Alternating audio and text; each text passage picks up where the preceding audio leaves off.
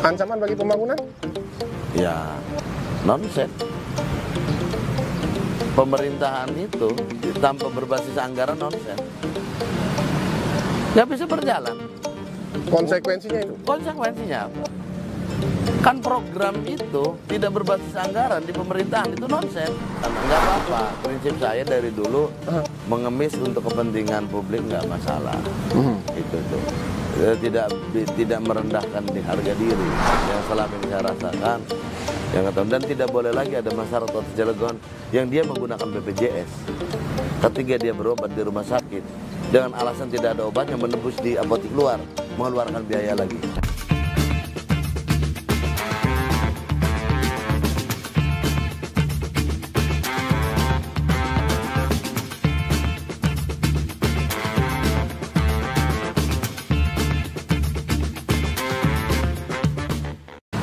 Assalamualaikum warahmatullahi wabarakatuh. Waalaikumsalam warahmatullahi Apa kabar Sobat Banten News? Kembali kita berjumpa di podcast Wakil Rakyat. Ini adalah program hasil kerjasama antara DPRD Kota Cilegon dan juga bantennews.co.id. Tentu kita akan membahas, mengulas seputar kinerja keparlemenan yang saat ini sudah memasuki di penghujung masa bakti 2019-2024. Sekarang saya ada di sebuah taman. Ini adalah areal di satu pojok di gedung DPRD Kota Cilegon, namanya Taman Aspirasi. Dan saya juga sudah bersama seorang tamu, pimpinan dari DPRD Kota Cilegon. Langsung kita sapa beliau, Ketua DPRD Kota Cilegon, Haji Isro Mi'raj SEMH. Assalamualaikum warahmatullahi wabarakatuh. Waalaikumsalam warahmatullahi wabarakatuh. Apa kabar Kang Ketua? Alhamdulillah sampai hari ini, detik ini Allah masih memberikan nikmat yang tiada terhingga, yaitu nikmat sehat yang sangat luar biasa. Nikmat sehat adalah awal dari suatu aktivitas di mana ini kadang kita manusia abai dan lupa. Padahal dengan nikmat sehat itu semua segala sesuatu bisa dikerjakan, dilaksanakan. Baik ibadah mahdoh maupun ibadah ghairi mahdoh. Betul. Jadi alhamdulillah masih diberikan sehat, masih melaksanakan aktivitas, dan mudah-mudahan aktivitas ini selalu memberi kebermanfaatan untuk masyarakat Kota Cilegon. Kuncinya adalah bersyukur. Bersyukur dengan Selalu bersyukur. Selalu bersyukur. Kang Ketua, kita sekarang lagi ada di Taman Aspirasi. Tadi sambil ngobrol sama beliau, Sobat Banten News, ini mungkin Anda lihat ada reruntuhan daun. Ini serasa musim semi di Eropa atau di Asia juga. Pernah ya? ke sana? Insya Allah. Saya belum pernah. Luar biasa sekali. Masih berkutat di seputar Cilegon ya Kang Ketua ya. Ya. Ini namanya Taman Aspirasi. Saya juga melihat ini yang bersemikan adalah Kang Isro saat menjabat sebagai Ketua DPRD Kota Cilegon. Apa yang melatar belakangi Kang? Kenapa harus dibikin sebuah taman yang sederhana ini? Baik, filosofisnya bagaimana taman itu kan menyenangkan. Bagaimana kalau di surga katanya ada raudoh, taman surga. Jadi di dunia juga dibentuk sebuah taman yang filosofinya bagaimana taman ini menyenangkan, adem. Dan ada nama aspirasinya. Jadi menyampaikan aspirasi dengan riang dan di suasana yang ya sangat menyejukkan. Filosofisnya sih itu sih, bagaimana DPRD adalah representasi masyarakat Kota Cilegon yang memang tentu banyak sekali kami menerima aspirasi. Kadang kita ingin bagaimana menyampaikan aspirasi itu dengan suasana yang ada vitamin D-nya. Kalau pagi kan ada tipis-tipis sinar matahari, tidak selalu AC di ruangan. Jadi itu. Kalau masyarakat Cilegon sendiri sebenarnya sudah cukup aspiratif nggak selama ini terhadap tupoksi dari keparlemenan? Saya berbicara berdasarkan survei. Bahwa di akhir tahun kemarin kami coba melakukan survei bagaimana kepuasan publik terhadap DPRD. Dan alhamdulillah bisa dipertanggungjawabkan secara data. Cukup sangat luar biasa respon dari masyarakat terhadap aspirasi yang disampaikan, baik dari infrastruktur. Contoh sederhananya seperti ini, ketika butuh paving block atau apa itu lebih cepat ke DPRD dengan pokirnya, seperti itu. TPT gitu, tanggul penanggul tanah gitu tuh. Jadi aspalisasi jalan. Itu datanya bisa saya pertanggungjawabkan. Kecenderungannya lebih kepada infrastruktur ya, bukan urusan perut. Oh, urusan perut Misalkan itu. yaitu tadi kesempatan berusaha, peluang kerja dan lain sebagainya. Ya. Ini bagian dari aspirasi masyarakat Ya, tidak? kan, tentu masyarakat Kota Cilegon sudah pintar bahwa tupoksi DPRD itu kan ada 3 hal terkaitan dengan budgeting, anggaran, controlling, dan untuk legislatif. Ya, persoalan-persoalan di luar infrastruktur kan persoalan konflik antar pertanahan, hubungan pemutusan kerja kan. Itu yang sering kita tampung, yang sering kita terima gitu tuh. Nah, bahwa kami menyadari kami adalah institusi advokasi, bukan eksekutor. Jadi ya selama ini setiap aspirasi yang masuk, ya kami tidak lanjuti sesuai dengan tupoksi komisi terkait. Kalau pertanahan tentu komisi 1, pemutusan hubungan kerja atau kisru lingkungan antara industri dan masyarakat, ya komisi 2 dan komisi 4, lingkungannya komisi 4. Jadi alhamdulillah itu berani data kita buktikan bagaimana hasil survei tersebut menjadi kepuasan tersendiri buat institusi DPRD. Itu. Kami ingin mengukur parameternya secara real. Gitu. Kalau parameternya dijadikan sebagai landasan, ya artinya output kinerja dari teman-teman wakil rakyat juga bisa langsung dirasakan oleh masyarakat ya? Iya.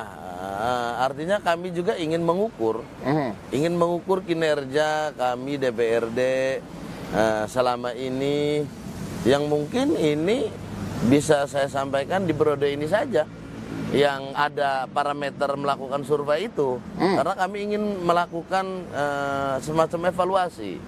Nah, itu kami jadikan peta bagaimana hasil survei itu, peta bagaimana untuk kita mengintrospeksi diri, apa yang harus kita lakukan, hal-hal apa yang memang masyarakat belum merasa keberadaan DPRD ini menyentuh terhadap mereka. Tentu anggota kan setiap dapil ada, setiap kecamatan ada. Jadi itulah fungsi-fungsi bagaimana representasi masyarakat, hasil perhelatan konstitusi dalam hal ini pesta demokrasi yang dilakukan 2019-2024 ini, ya itulah menjadi salah satu tolak ukur. Di luar aspirasi itu, Kang Isro, kalau dikatakan masyarakat yang aspiratif, beda halnya dengan aspirasi ya kan. Mungkin ada istilah lain, misalnya kritik ya. Masyarakat yang kritis, ya. Apakah masyarakat Cilegon sudah ke arah situ? Iya, masyarakat Cilegon sudah mulai menganggap DPRD itu ada. Artinya kenapa saya katakan demikian? Ketika ada masyarakat yang mengkritik, saya itu jadikan sebagai sesuatu yang sangat berharga. Berarti ketika ada kritik dari masyarakat, ada harapan untuk DPRD itu sendiri. Kalau tidak ada harapan itu ngapain mereka mengkritik kami, kan gitu. Jadi berarti kan ada harapan yang harus kami lakukan. Tapi sekali lagi saya sering sampaikan bahwa mohon dimaklum, dimengerti bahwa kami lembaga atau institusi yang dengan segala keterbatasan, keterbatasan kewenangan. Kadang ada yang keinginannya di luar dari batas kemampuan atau kewenangan DPRD itu sendiri. Sehingga ini kita harus sampaikan secara baik-baik gitu. Ekspektasi mereka kadang-kadang melebihi dari kewenangan itu sendiri. Seperti itu. Baik.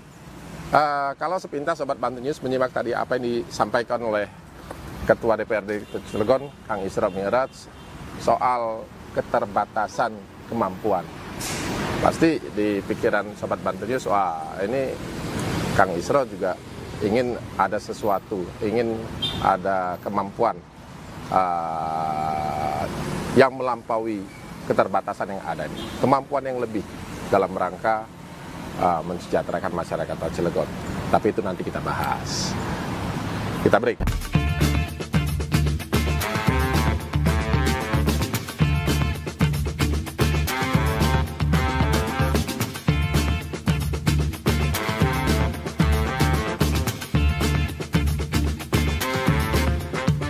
Oke Sobat Banten News, kita lanjutkan podcast Wakil Rakyat hasil kerjasama antara bantennews.co.id dan juga DPRD Kota Cilegon. Kita masih bersama Ketua DPRD Kota Cilegon, Kang Haji Isra Mi'raj SCF MH, dan kita fokus membahas menyangkut kinerja Badan Anggaran. Ini adalah sebuah alat kelengkapan DPRD Kota Cilegon, sebuah instrumen yang strategis dalam menentukan keberlangsungan pembangunan. Turut andil di sini. Dan beliau juga adalah mantan Ketua Badan Anggaran. Ya. Kang Isro, kalau bicara kinerja Badan Anggaran kita selama ini dari tahun ke tahun sudah cukup optimal tidak? Kalau tadi dikatakan parameternya ada kepuasan masyarakat. Nah ini lebih hal yang sempit lagi, menyangkut alat kelengkapan. Salah satu kinerja alat kelengkapan. Apakah di kacamata Kang Isro ini sudah cukup membanggakan? Karena kita ketahui ya kan, dinamika yang berkembang soal anggaran yang hari ini marut kalau kata saya, ya kan, proses kinerja keuangan daerah dalam meraih pendapatan yang tidak optimal, dan ini juga ada peran-peran Badan Anggaran di situ. Tanggapan Kang Isra? Jadi gini, harus diluruskan ya. Tadi pertanyaannya ketika berbicara carut marut anggaran yang ada di pemerintah terkait dengan pendapatan asli daerah. Iya. Misalkan kasda, kas daerah yang saat ini menjadi trending bahwa telat masuk. Artinya gini, bahwa alat kelengkapan yang ada di DPRD salah satunya adalah Badan Anggaran. Bagaimana Badan Anggaran ini meramu, merasionalisasi hasil usulan dari TAPD, tim anggaran pemerintah daerah yang diajukan ke DPRD. Maka peran fungsi Badan Anggaran di situ merasionalisasi, menggabungkan kebutuhan real yang terjadi di masyarakat dengan usulan yang mereka usulkan. Artinya gini, bahwa Badan Anggaran DPRD Kota Cilegon dengan segala bentuk aspirasi anggota yang mereka terima itu kan muaranya dari grassroots, dari masyarakat. Nah, maka tertuang dalam dokumen ketika kita melakukan RKPD, rencana kerja pemerintah daerah, kita berikan kepada mereka pokok-pokok pikiran DPRD, yang mana pokok-pokok pikiran DPRD ini hasil dari grassroots yang saya sampaikan, baik melalui reses ataupun melalui reses-reses yang tidak diagendakan, contoh ketika diundang oleh masyarakat acara-acara kegiatan baik riungan, PHBI, kan kadang ada masyarakat tokoh-tokoh menyampaikan, Pak Ketua, Pak Dewan ini loh. Nah itu menjadi suatu bahan bagaimana hasil aspirasi yang kita terima itu menjadi pembahasan di DPRD, sehingga ketika mereka mengajukan TAPD, mengajukan suatu anggaran, nah kita masukkan itu gitu, menjadi bagian merasionalisasi tadi. Kalau apa yang kita masukkan udah tertuang atau udah terakomodir di TAPD, ya berarti itu sudah bagus. Nah ketika belum, ya maka itulah yang kita sinkronisasi, kita padukan gitu, bahwa ada hak melekat DPRD adalah budgeting. Kan itu seperti itu. Maka ketika dalam perjalanannya, dalam pelaksanaannya yang kita sepakati, contoh APBD diproyeksikan 2024 kemarin 2,2 triliun dengan pendapatan asli daerah 1,2 triliun. Dari mana sumbernya? Oh, dari retribusi sekian, dari pajak daerah sekian, kan, dari PJU sekian. Nah, dalam tataran implementasi, nah mereka selaku eksekutor. Dan ketika ada isu Kasda kosong, nah kami DPRD coba berkoordinasi, baik via telepon maupun dengan RDP, apa sih kendalanya? Kan asumsinya dulu seperti waktu kita sepakati kan anggaran itu berdasarkan asumsi. Iya, proyeksi juga. Proyeksi dan asumsi. Iya. Nah, kendalanya di mana? Keterlambatannya apa yang menjadi keterlambatan? Bahkan bukankah pada saat itu kita sepakati pada saat rapat gabungan bahwa proyeksi dari PBG contohnya sekian miliar, misalkan 18 miliar atau 22 miliar. Oh, dari retribusi, oh dari pajak daerah, BPHTB dan dari BPHTB dan yang lainnya sesuai dengan Undang-Undang 29 tahun 2009 tentang PDRD, kan, pendapatan daerah, retribusi daerah. Nah, apa kendalanya gitu tuh? Kok kas daerah ini bisa kosong? Apakah telat bayar atau ada hal-hal lain? Nah, itu yang menjadi problematika tentu.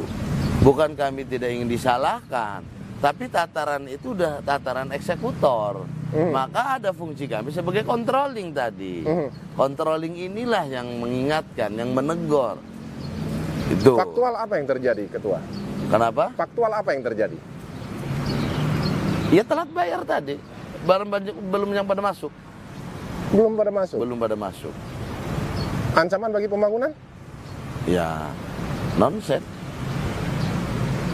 Pemerintahan itu tanpa berbasis anggaran nonsen. Nggak bisa berjalan. Konsekuensinya itu? Konsekuensinya apa? Kan program itu tidak berbasis anggaran di pemerintahan, itu nonsen. Pengalaman di badan anggaran, apakah ada solusi lain misalkan dengan pemanfaatan silpa yang masih tersedia? Hampir 102 miliar. Apakah ini cukup optimal untuk mengcover persoalan itu? Silpa itu dalam orang luar sih mungkin ya melihatnya, oh silvanya ini 100 sekian miliar. Iya. Kan lagi-lagi yang saya bilang itu asumsi. Uangnya yaitu yang program tadi itu udah masuk silva, menutupi kekurangan itu udah dari silva. Bukan uang yang standby, uang yang tidak terpakai. Bukan uang yang standby, oh nanti ketika ini kurang diambil dari sini. Kan udah diproyeksikan seluruh program. Pada saat kita rapat gabungan, ini kekurangan defisit ini dari mana? Oh, nanti kita tutupannya dari pembiayaan ini. Termasuk ada silva di dalamnya yang sudah dimasukkan ke situ. Gitu. Angka-angka itu udah masuk di situ. Lalu sampai kapan kondisi ini akan pulih? Saya tidak berani eksplisit menjawab ya. Sampai kapan itu ya. Ya, ini kalau bicara prediksi ya. Kalau pengamatan dari seorang ketua DPRD dan juga mantan, jangan sampai kapan, harus segera ada solusi. Harus disegerakan. Harus disegerakan gitu tuh. Jangan ya. Pemerintahan itu kalau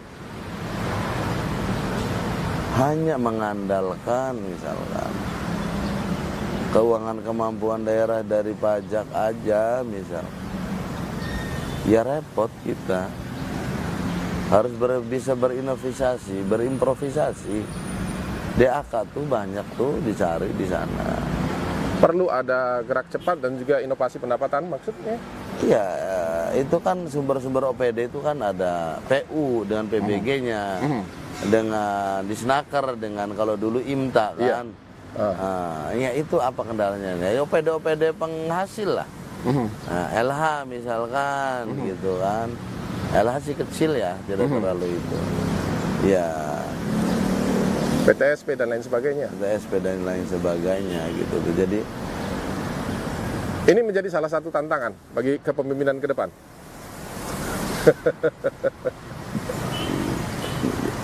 Ya, harus segera cepat. Ini sudah bulan Juli. Sudah memasuki semester kedua ini. Sudah memasuki semester kedua.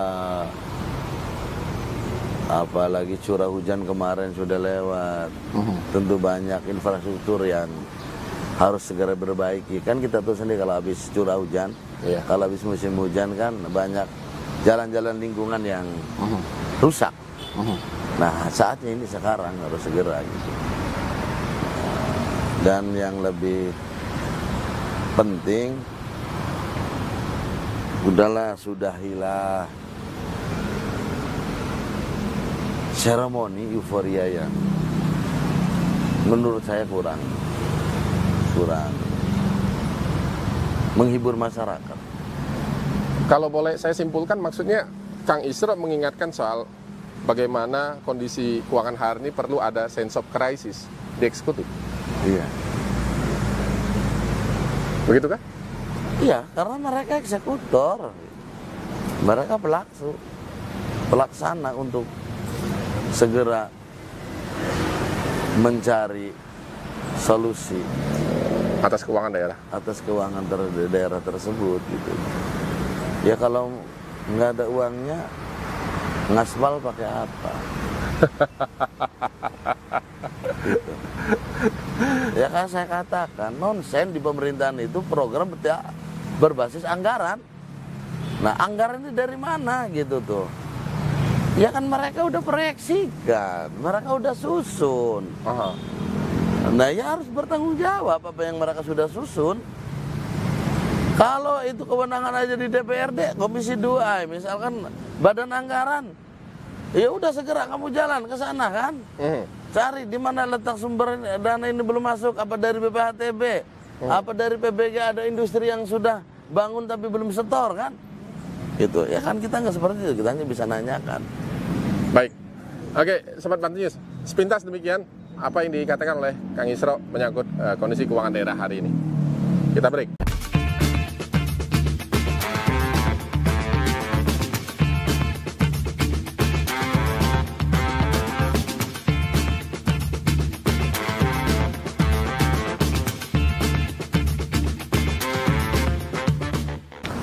Baik, sahabat Banten News, podcast Wakil Rakyat hasil kerjasama antara bantennews.co.id dan juga DPRD Kota Cilegon. Kita lanjutkan. Kita di penghujung acara saat ini. Tadi sempat saya ulas sedikit menyangkut last minute ini. Ini adalah momen-momen terakhir masa bakti Wakil Rakyat periode 2019-2024. Ya kan?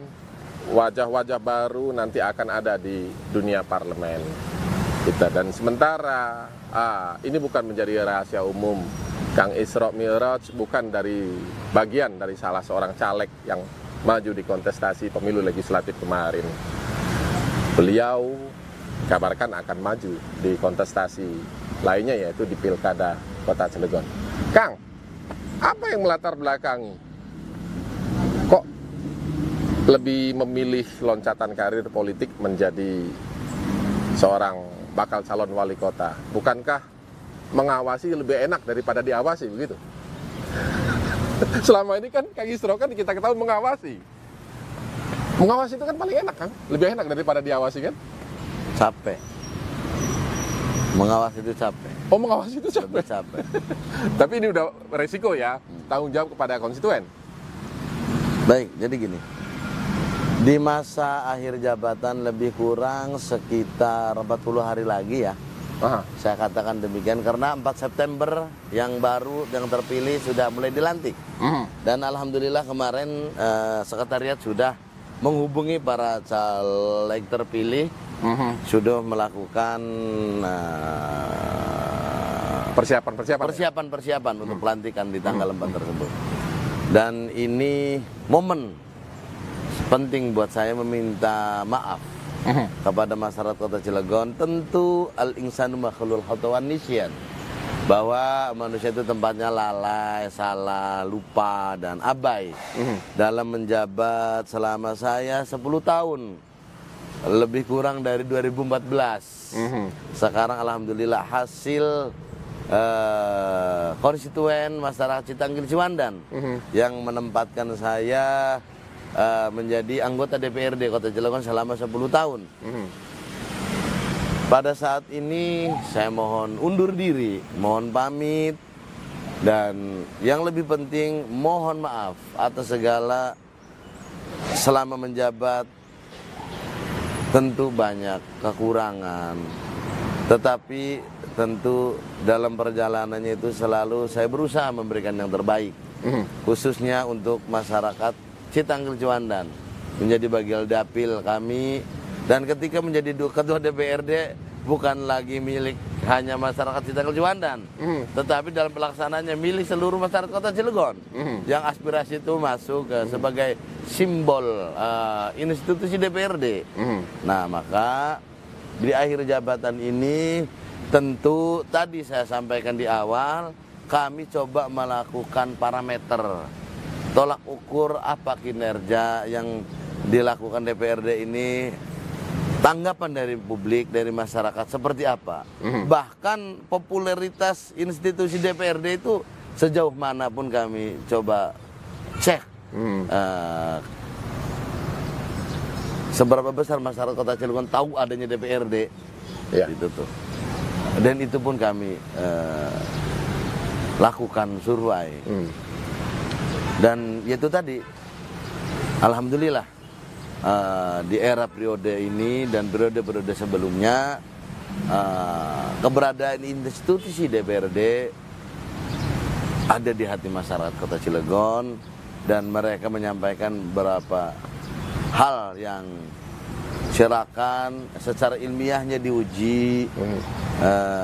Itu kami bisa pertanggungjawabkan dengan apa yang sudah DPRD lakukan, memberikan hal-hal yang terbaik untuk masyarakat Kota Cilegon, baik dari infrastruktur, baik dari aspirasi terkait dengan regulasi, dalam hal ini peraturan daerah, gitu tuh. Ataupun pasti dari dua ini ujungnya adalah budgeting, penganggaran, gitu. Seperti itu. Nah, pertanyaan Kang Gilang tadi. Iya, belum dijawab ini. Pengawasan itu capek sebenarnya. Orang melihat oh enak mengawasi daripada yang diawasi. Mengawasi itu capek. Apa yang ada ide gagasan yang disampaikan, kondisi real di lapangan disampaikan. Ketika disampaikan kepada orang yang abai, yang tidak melaksanakan, capek kita bisa apa? Gitu tuh. Karena mengawasi itu hanya menegur, mengingatkan, tidak mampu melakukan, gitu. Bahkan kadang harus mengemis untuk program itu terlaksana. Nggak apa-apa, prinsip saya dari dulu mengemis untuk kepentingan publik nggak masalah. Itu tuh tidak merendahkan di harga diri. Artinya dalam arti mengemis, tolong nih kondisinya begini nih, tolong nih, kan gitu. Kayak contoh hal yang terjadi kemarin. Tolong nih masyarakat udah ke kami ini, bagaimana DBD ini? Mereka pengen di fogging, mereka nggak tahu bahwa fogging itu adalah jalan terakhir. Apa tindakan preventif yang harus dilakukan, gitu tuh? Iya. Sosialisasikan yang betul. Mereka menekan kepada kami, tolong Pak Dewan, tolong di fogging, tolong Pak. Padahal fogging itu kan alternatif paling akhir. Iya. Karena tidak, dan harus ketika kita sampaikan bahwa harus ada yang DBD dulu, kan salah juga. Iya. Baru bisa dilakukan fogging, kan masyarakat nggak paham. Tidak bisa. Nah, dalam tatar itu contohnya gitu tuh. Kan kita mengemis, tolong gitu tuh. Yang saya bilang kewenangan itu kadang-kadang masyarakat tahunya DPRD itu kewenangannya bisa lebih. Kan? Iya. Tidak hanya sebatas itu contoh sederhana terkait ke DBD kemarin. Iya. Itu tuh. Ada tetangganya kena, tetangga kampung datang misalnya, tolong Pak, kami kampung sebelum kami kena di fogging dulu kan. Itu, maka ada sosialisasi yang masif. Eksekutif itu punya RT RW, punya kader, punya perangkat di daerah. Ada perangkat-perangkat yang bisa tindakan preventif, apa yang harus dilakukan. Mereka mau belajar, contohnya misalkan 3M membuang. Kadang kan yang kita abai masyarakat yang mereka tidak tahu, air dispenser aja, sisanya itu yang netes, kan kita kadang-kadang lalai. Padahal di situ sumber DBD itu, nyamuk DBD itu. Itu contoh lah, contoh kecil. Kalau bicara figur tadi antara mengawasi dan diawasi ini kan lebih identik dengan orang yang harus siap untuk dikritik, dimarahi, ditegur. Ini ada risiko lain, ini udah pilihan akhir atau memang ada alasan lain, misalkan dari seorang Kang Isro kenapa mewacanakan diri untuk maju di kontestasi pilkada, misalkan ketidakpuasan terhadap kinerja pemerintahan yang ada dan lain sebagainya. Oh, itu bagian konsekuensi. Hidup itu pilihan. Profesi apapun ada konsekuensinya. Dan itu harus dipersiapkan. Siap dimarahi dan dibenci rakyat? Selama ini sudah siap. Sudah 10 tahun ya? Sudah 10 tahun. Dimarahi dan dibenci, dimaki-maki. Dihina, diuji. Enggak. Udah resiko itu. Tapi niatul mukmin khairun min amali. Niatnya orang mukmin itu lebih baik daripada amal perbuatannya. Jadi niatnya aja dulu. Innamal a'malu biniatnya gitu. Diselaraskan dengan niatul mukmin. Kita niatnya untuk bagaimana bersama-sama membangun Cilegon. Tapi manusianya ikhtiar. Boleh Sobat Mantunis dapat gagasan sedikit dari Kang Isro untuk sebagai bekal nanti di kontestasi? Oh, saya punya program unggulan. Sekolah swasta dan madrasah gratis. Pelayanan kesehatan. Jemput ke rumah. Apa bingung? Itu belajar dari pengalaman yang ada? Pengalaman yang ada, yang selama ini saya rasakan. Dan tidak boleh lagi ada masyarakat Kota Cilegon yang dia menggunakan BPJS. Ketika dia berobat di rumah sakit, dengan alasan tidak ada obat yang menebus di apotik luar, mengeluarkan biaya lagi. Itu kami nanti tidak. Dan masih banyak lagi? Masih banyak lah. Enggak etis saya sampaikan di sini. Oke. Sahabat Mantunis, kita di penghujung acara. Kang Isro, sebelum ditutup, mungkin ada pesan yang perlu disampaikan kepada teman-teman wajah-wajah baru nanti di parlemen dalam rangka mungkin apakah meningkatkan ketajaman dalam kinerja menyangkut legislasi, budgeting, dan juga controlling dan lain sebagainya. Iya, bagi teman-teman yang akan dilantik, wajah-wajah baru, latar belakang mereka tentu tidak semua saya tahu. Karena dari seluruh komponen masyarakat Kota Cilegon, dari kalangan pengusaha, dari kalangan mungkin akademisi, tentu saya harapkan bahwa pertama harus siap ketika kita diberi amanah bahwa DPRD itu tidak ada visi misi. Karena bukan eksekutor. Iya. Jadi sifatnya advokasi. Saya sampaikan ketika dilantik nanti tentu jalankan apa yang menjadi tupoksi DPRD sesuai dengan komisinya masing-masing dan jaga marwah institusi DPRD. Karena ketika Anda nanti dilantik pada tanggal 4 September 80% hak saudara sudah dirampas oleh negara. Ini nggak nakut-nakutin ya? Enggak. Apa? Perilaku harus jadi contoh. Iya. Gitu tuh. Bukan hanya negara, masyarakat juga mengawasi. Iya, itu maksudnya negara itu ada di dalamnya masyarakat yang mengawasi tadi. Semua mengawasi. Semua mengawasi gitu tuh. Jadi attitude.